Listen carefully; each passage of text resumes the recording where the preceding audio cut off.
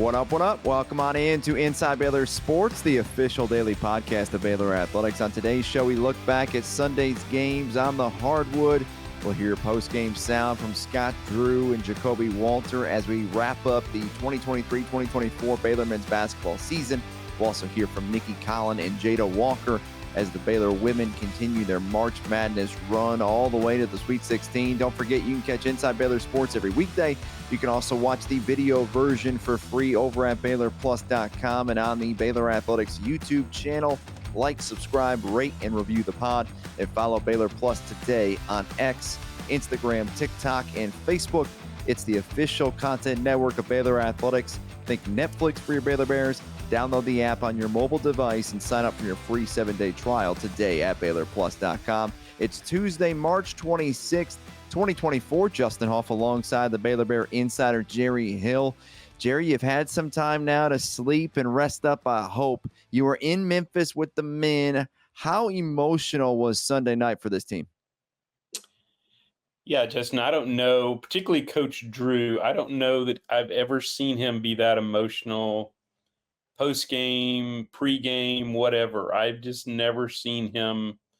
He's obviously shown some emotion, but not like get emotional like that. So that was tough. And then, you see right after the game or as the final seconds tick off, you see Jacoby put the jersey above his head and Ray J do the same thing. And then Josh, drops to his knees. I mean, that's about as, emotional and heartbreaking a loss as you'll see for a team that I think they really believed that they could, make a deep run and whether it was to get to the Final Four or not, I think they felt like they should still be playing.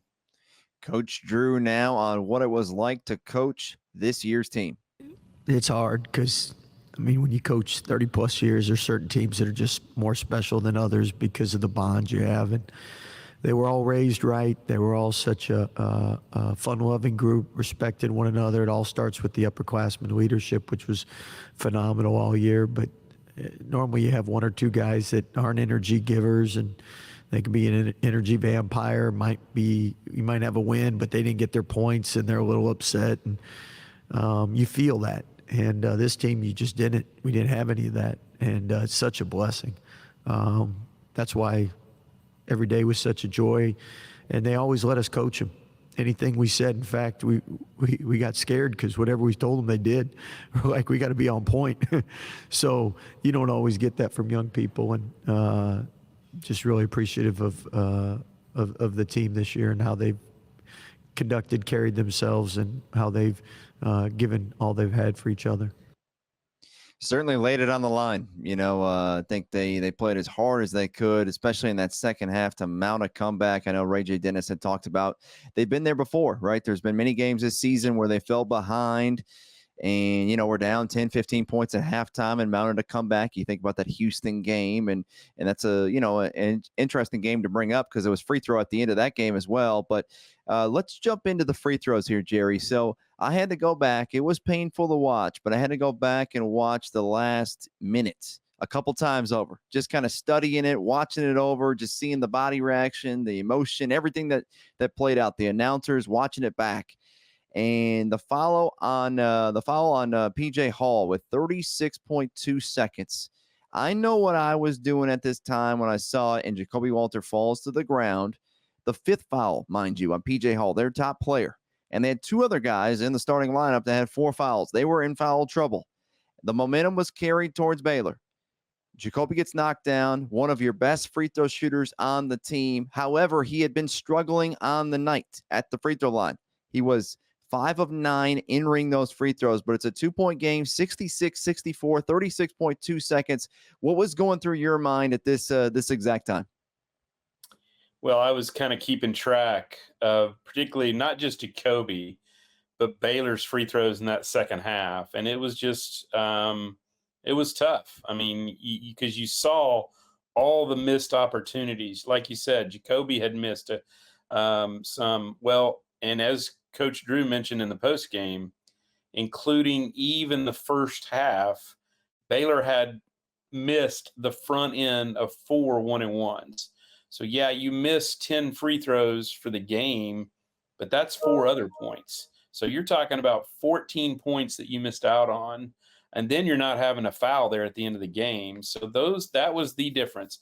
What was I thinking when he was going to the line? I thought he was absolutely going to make them, because just the way that comeback had happened, and you were making plays and making plays. You were doing it on both ends. You were getting steals. You were making shots. Jacoby had just had a 3-point play. So, it just seemed like, Justin, that it was set up, as improbable as it seemed with 6 minutes to go, or 6.5 to go when you're down 15. As improbable as it seemed, it just seemed like everything was pointing to Baylor's going to pull this off, because they're in position now. It just looked so bleak at one point, but now you're within 2. Like you said, you've got one of your best free throw shooters going to the line. As Scott Drew said, if we need somebody to shoot free throws late in the game, we're getting the ball to him, because we know he's going to make them. That's how I felt with him going to the line. But in the back of your mind going, man, this has been so rough at the free throw line. But yeah, I seriously did. I thought he was going to make those free throws. And now the not just the momentum, but the pressure shifts to Clemson, because now it's a tie ball game for the first time since 3-3. And now the pressure's on them. What are you going to do? There's 36.2 seconds. Are you going to try to go fast and get one, or are you going to take your time and take a last shot? So, yeah, I just thought that, obviously those were critical, but you can go back again and look, because anytime you lose like that, it's not just those free throws. It's all the plays that have happened before that. Jacoby's going to put it all on himself. I lost the game. I missed those free throws. But there were a lot of other things that could have happened in this game that didn't. This was a game that was there for the taking, particularly there late. And, Baylor just didn't close it out. But again, had lots of opportunities there in that second half. Missed 3 front ends of 1-and-1s, and just a golden opportunity that slipped away. Yeah, if you watch enough basketball, you're going to see this happen, where there's key free throws at the end of the game, and sometimes a team misses. And what you hope, though, is that your team, your school that you work at or pull for doesn't happen to you. But if you watch enough of it, if you're around long enough, it will happen to you. And unfortunately, it did in this game. And yes, I think those 2 free throws, those go down right there. You got a tie ball game with 36 seconds left. Clemson had a timeout. Baylor had 2 timeouts. And so you think about what could have happened. PJ Hall's no longer on the floor, no longer in the game. If you can somehow wilt your way into overtime, then you have the momentum, okay? And it's even better than what happened in that North Carolina game. The comeback from North Carolina was bigger, and I felt like they had to use everybody. But I think they were feeling good, and I feel like they got to overtime. They were definitely going to win this game. I felt, I definitely felt like you, Jerry. I felt like Jacoby was going to go to the line. He's been in big-time games. I mean, he played at Link Academy. He played in big-time championship-level games. And so he's played, in situations similar. However, he's a freshman. It's NCAA March Madness. He's never done that before. I'm sure if you would have had a guy that was a junior or senior at the free throw line, maybe that would have helped a little bit, gone through this experience a couple times over, but just wasn't meant to be. But give credit to Clemson, too. Give credit to Clemson, because they were 17 of 20 in the second half at the free throw line. 17 of 20, ice in their veins. And R.J. Godfrey was a 55% free throw shooter on the season. He made all 4 of his free throws in the last 30 seconds. I mean, you talk about a guy that just steps up there and says, I don't care what my free throw percentage is, Jerry. I'm going to knock them all down. He did that. Baylor in the second half, they were 10 of 18 in the second half at the free throw line. That doesn't count the potential opportunity for a second free throw on the 1-and-1s. And so give Clemson credit. It turned into a bit of a free throw shooting game, which sometimes games in March can be won or lost at the free throw line. And unfortunately, this one was done at the free throw line. Yeah, and you mentioned Godfrey. Again, just like I felt so good when Jacoby was going to the line, I had looked up that stat, 55.8% for the year, hadn't shot a free throw in this game. And I'm thinking he's gonna miss at least one. And by the way, that was an and one. The first time he went to the line, I don't remember what the second one was, but it doesn't really make any difference. That first one was an and one in a 2-point game. If he misses that first one, we're kind of right back to where we started, and Baylor's got a chance to close it out. But man, and they weren't like shaky. He made them both. Then he comes back later and hits 2 more. I mean, he was solid. And I don't know if you saw the quotes from their coach Brownell, but he knew that the guy was struggling at the free throw line, and he told one of the assistants at a staff meeting, hey, get this guy in the gym, get him shooting 20, 30 minutes extra every day on his free throws. And he said his hard work paid off, and it did, on Sunday night. Yeah, and I know Ray J said this before, that basketball, the mental side maybe is 90%, physical 10. I don't know where that, everybody could probably tell you differently there, but it's definitely one of those things. Hey, as much as you shoot in practice, right, it's hard to simulate that, right? You're down to, you got to make these free throws. We need you to make these free throws. There's so much going on. It's a packed house. You got the band playing there. You just got so many people watching, millions of people. I mean, you just feel terrible about it for Jacoby and really the whole team, right? But that's part of games, and they're going to move on, and everybody will be on to bigger and better things here very soon. Here's Coach Drew on the free throws. Yeah, if you take the front ends, I think we're 16 for 29. And that's where you got to give Clemson credit, 20 for 24. And the irony is we spent more time shooting free throws with this group than any other group, and we've really made a lot of strides and a lot of improvement. But today we got snake bit, and Jacoby's one of our best free throw shooters, has been all year. If it was late in the game, we'd try to get him the ball. Here's Jacoby on those misses. Yeah, extremely tough, obviously, we work on free throws all the time, so just missing them really hurts for sure. But as a team, we all just stayed together. We know what we've been through this whole season, so we didn't doubt in our minds at all that we were going to be able to come back and make it a game. Another tremendous regular season for the Baylor men's basketball team. Of course, they were the number 9 overall seed, a top 3 seed the last 4 NCAA tournaments. Just didn't shake out the way they wanted it to in that second round. And you look at this season, there's 4 games in particular, the at K-State, the home versus Houston, and at Tech. And then this game were some free throw woes. At K-State, 9 of 19. Home versus Houston, Eve Misi up there, missed the go-ahead free throw, went to overtime, lost that one. At Tech, 11 of 18. And then this one struggled from the free throw line. So we saw a little bit of this during the season, just reared its ugly head in this game, 5 of 11 for Jacoby. The most missed free throws he had in a game all season up until this date, 3. So having 6 in this one, he finished the season 145 of 183, 79%, had a great season overall as a freshman, of course, the Big 12 Freshman of the Year. Baylor, they finished the season shooting 73.6%, really solid number right there.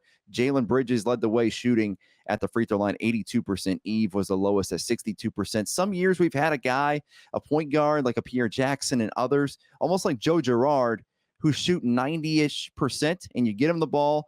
And we knew this much. Girard, Jerry, I don't know if you looked at his numbers, and if you did, you probably wanted to put your head down because he was shooting 95%. And so you foul Joe Girard, it's automatic. And so, it just didn't work out that way this year where we had a guy like that. You get the ball and every single time they're going to make those 2 free throws. But in the future, Baylor will have those kind of guys. And you mentioned it, though. Other parts of this game, Chase Hunter. Think about that 3-pointer he made at the end of the first half. It's those kinds of plays. It's every one of them, but we look at the free throws because it's there and obvious, and you could be a novice basketball fan that just watches the last 2 minutes of the game, which are some fans. They don't watch the whole game. They just turn it on at the last 2 minutes and say that's the reason why we lost. There's many reasons, and Chase Hunter hitting a 3-pointer at the end of the first half was another reason. Yeah, if you remember, Justin, it's a 7-point game. Baylor's got the ball. We miss, and then, they're kind of in desperation mode. And I don't even remember who got in front of him, but literally Chase in air had to pump and then put it back up. And I'm like, there's no way he's going to make this. And it just swishes through. And so that was a big play. And I'm sure you're probably going to remember this one too. I know it's got some airtime. Shiflin, is that his name? Ian, number 4. Yep. I mean, his Chef, deal where he's he just cooking. throws it up behind him, behind his back, and it was an and one. Now, he missed the free throw, I will say that. But man, like that, and I think I can't remember one of the people that was on the trip was like, yeah, I kind of knew when he made that. But again, Baylor still had chances. But man, when that guy throws that in, you're like, oh, come on. But even on Hunter's shot, I could not believe that ball went in when he pumped midair. Yeah, Ian Shefflin. That was a remarkable shot. That's going to definitely go down as one of the best shots in the tournament. I'll say this much. That's a YMCA guy, like a Terry Maston. Right. He's got that YMCA body, you know what I mean? And they made jokes about it, like he looks like an average guy, just happens to be 6'8" or whatever, but he's pretty average looking. But I'm sure he's made that shot before. Okay. Maybe not in a game, but I'm sure he's made it before because how he reacted, almost like, yeah, I've done that before. Like that's one of those horse shots, right? And you're done after that. PIG, you're definitely with the G behind the head like that and falling down. But yeah, it was a tough deal, and you knew it was gonna be tough, right? These 3, 6, 4, 5. When you get to the women here in a second, they're gonna be close games, and it's gonna come down to it. And turnovers were good for Baylor. Threes didn't make as many as we wanted to. Just 6 threes actually matched Clemson. So if you thought, hey, Clemson's gonna make as many 3-pointers as Baylor in this game, that's not a good sign. And then the free throws just at the end of the game did Baylor in. Ultimately, Clemson, give them credit, though, their second Sweet 16 appearance since 1997. Not a program that's here often, just 2 in the last 30 years, basically. 2018 was the other time. But, yeah, Baylor finished it out the season, obviously in the mode of getting ready for next season. You got to flip the page right away. And so that will be the team right now, getting roster management, figuring out next year's squad, and getting ready for the 2024-2025 season. As for the Baylor women, they're still alive, marching on. Caitlin Bickle, she'll be on the show tomorrow. We'll discuss Baylor women's basketball exclusively there. Corey Bolt's on Thursday's show, and then Jerry back on Friday's show. A lot of women's basketball talk as we get you ready for the Sweet 16 from Portland, Oregon. Here's Nicki Collen after the win. Definitely not surprised that you had 2 teams, a 4 and a 5 seed, that were so closely matched. I think when you look at the stats, you can really see how closely matched. They made more threes, we made more free throws. But I just thought it was a competitive game. Nobody got out with more than about a 6 or 8 point lead, and I just thought these guys battled. It was amazing environment. Fans were amazing, really amazing.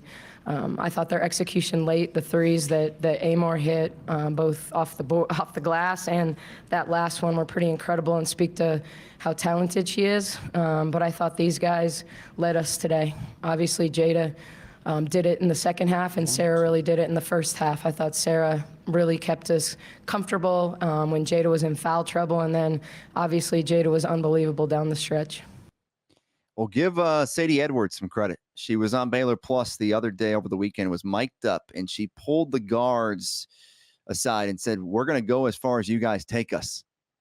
Like, wow. Like, you're exactly right, because Sarah Andrews led us in that first half, and then Jada Walker. Not much more needs to be said. Jada Walker. Yeah, I thought she was incredible. I knew she would be motivated, going back home to her home state. She's from Richmond, which I believe is maybe, 2.5, 3 hours away. But you knew she would be motivated. Sometimes that can kind of be a distraction. But it wasn't for her. I thought, particularly in the Sunday game, she was unbelievable. And like you said, she got in foul trouble early. She picked up 2 fouls, Justin, in the first 3.5 minutes. And you're like, okay, well, this is going to kind of take her out. She scored 2 points in the first half. She played 8 minutes, scored 2 points. And like you said, Sarah was the one that kind of carried them through that first half. She scored 14 of her 16 points in the first half. And then Jada, 26 of her 28 points came in that second half, including 14 in the fourth quarter. What an unbelievable game from her. I'm not saying you haven't seen any of that, but just the whole package that she brought the other night. She was so confident with the pull-ups, and I know Nicki was kind of, pushing her to do that. She's really smooth on that pull-up and then getting to the rim as well. But, man, what a great game. for Jada Walker. That's one not just her, but I think Baylor will remember that one for a long time. One for the ages, no doubt about it. Here's Jada Walker with the media. Nice exchange going back and forth here. You seem to really frustrate Virginia Tech in just about every facet of your game. What's going through your head, as the game progresses and you're just continuously making shot after shot and frustrating Tech as much as you were? Really just one play at a time. It was working for me down the stretch. I was hitting shots, and I'm glad I was, because I haven't been early on in the season, but now is the time where it's crunch time. We got to hit shots in order for us to win, and I did, Sarah did, a lot of our teammates did, and we got stops down the stretch that helped us. So. Tim. How much more does it mean to get to the Sweet 16 playing against games here at your home state? It means a lot. I was not leaving Virginia with a loss, so I'm glad we got to get a W and we get to go back to Waco and game plan and get ready for the Sweet 16. Not leaving Virginia with a loss. I like that. She was staying there. Yeah, 26 of her 28 points in the second half. Her first 20-point game of the season. And, man, it was a great time to have one. A shout-out to our creative team, Josh Freilich, Sam Beckmeyer. They went to the grocery store just before the game and got themselves a cake, okay? And so they got the cake, 16 there, looking for a creative opportunity, a moment, and sure enough, you have a player like Jada Walker who goes out there and has a career night, a game of her lifetime. You get that cake, and it's all over social media. That was a fun photo there, but, yeah, incredible for her.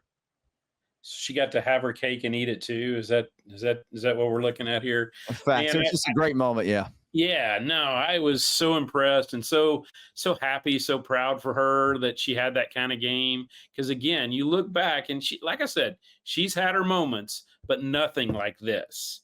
And you kind of knew she was capable of it. And interesting, this was her career high at Baylor. Her previous high was just a year ago when she was at Kentucky, and she scored 24 in an SEC. I believe it was the second round of the SEC tournament against Alabama. So I think she's one that kind of likes that postseason. So like she said, she's playing at the right time, and this is when Baylor needed her. Maybe Baylor didn't need her as much early in the year, but they definitely need her now.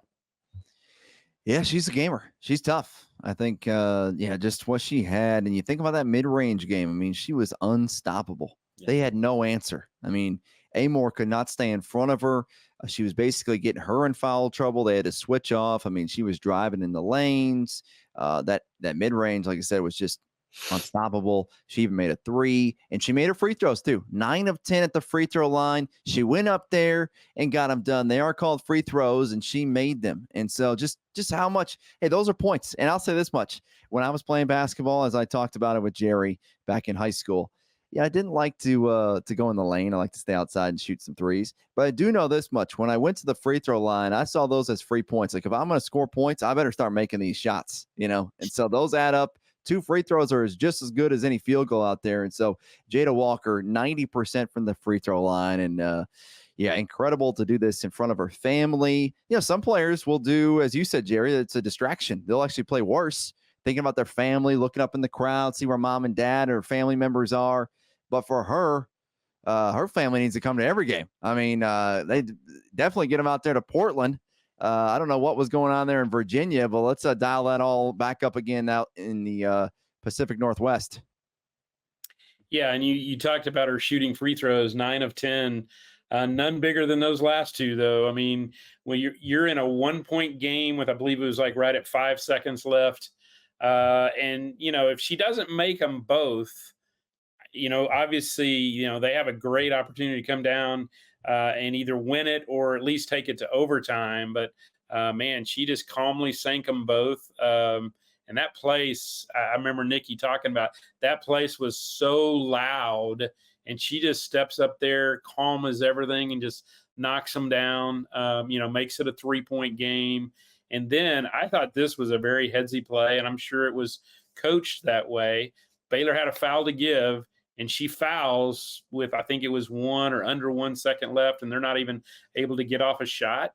That's a headsy play, because, hey, if you just kind of let them take a 3-point shot, they're probably going to tie it up, and it's going to overtime because you mentioned Georgia Moore. I mean, she is lethal out there, outside the 3-point arc. And I could see her just knocking one down, and now you're into overtime, and who knows?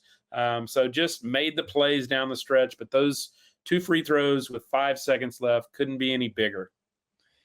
Yeah, and Matilda Ek, too, the Swedish guard, and Amor from Australia had a little bit of Christy Wallace vibes going on out there, and hope that she plays well, but didn't want her to play well against Baylor. And Baylor, I thought, did a great job. Jada Walker was playing D on her, and I think she made life hard for her on the night. So just a huge game for Jada. And, those free throws, it's one thing to shoot in your backyard or even high school or growing up, but from Jacoby to Jada, those are very difficult makes, and I know this much: when there's that much pressure on the line, a lot of crazy things can happen. So sometimes they go down and sometimes they don't. And unfortunately for the men, they didn't, but the women got the victory and are moving on to the Sweet 16. And how about this one, Jerry? They snapped the Hokies' 26-game home winning streak. That was the 4th longest active streak in Division I. I mean, it's not an easy place to win. They had to do this thing on the road. And you're right. And they hadn't lost at home since 2022.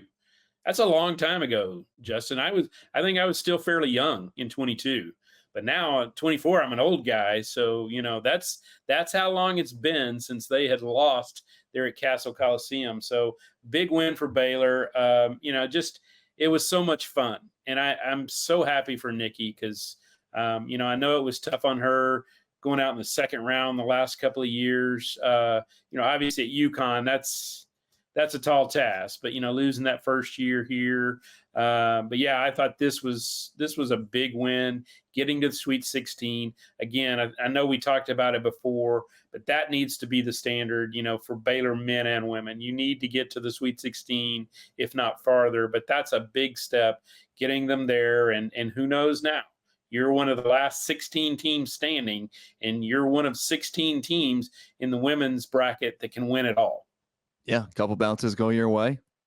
You're moving on to the Elite Eight, and then from there, maybe you're in the Final Four. And as teams start to win games, they start to play better than their seed, right? And you become a hot team that is kind of playing out of your mind, and so then you're really difficult to beat. But yeah, it's one of those things. And you think about Jada Walker too. She had a half-court heave, another one, and she's made a couple of these. So think about Chase Hunter, and that was a 3-pointer, obviously. And so you think about Baylor, they win this one by 3 points. I mean, it's every possession matters, and that's why you have to start games off well. You have to finish halves well, start the third quarter, start the second half well, finish the game well. They all add up. And so once again, you make a shot like that, you look back and you're like, dang, that might have been the difference in the game. And so just crazy that some of these shots go in. That's the game of basketball. It's a really fun game. It's up and down, game of runs. There's droughts. There's all sorts of strategy, timeouts, and everything tossed up into one. And give credit to Baylor, though. We talked about it on the March Madness special over the weekend. We felt like this would be a close game. We threw out the 3-point win. Okay, we threw that out. We thought it would have to be a finish. They'd have to hold on at the end, and that's exactly what it was. And for Baylor, they've lost a couple games at the end, but they held on in this one, and I thought they showed great improvement. For some of the things they struggled early, missed free throws, some execution, the foul, as you talked about. They had a foul to give. Just everything really lined up, and they played that into the game nearly perfectly. Yeah, and they were so gritty. Like you said, here's the crazy thing about this game. Like you said, it never really gave them a chance, never gave Virginia Tech a chance. Virginia Tech led for 17 seconds, Justin. 17 seconds. They took a late lead in the at the end of the third quarter, and Baylor responded. I believe it was like a 7 or 9-3 run, and it ended with that shot that you were talking about with Jada, just a heave from half court that gave them the lead, 55-52 going into the fourth quarter. And those 3 points, like you said, that's what they won by. It wasn't maybe that 3-pointer that won it for them, but they won by 3, and that was a huge shot at the time. And that wasn't even banked. I mean, she just threw that in there. And once again, another one of those horse pig kind of shots, right? And so those are the kind of shots that can be the difference between winning and losing. So Baylor moving on, as we've said, to Portland, Oregon for the Sweet 16, the 16th appearance for the Baylor women's basketball team in the Sweet 16. That'll do it for today's edition of Inside Baylor Sports, a Sports Story production. Thanks for listening. For Jerry Hill, I'm Justin Hoff. Have a great Tuesday, and Sick 'em Bears. Sick 'em Bears.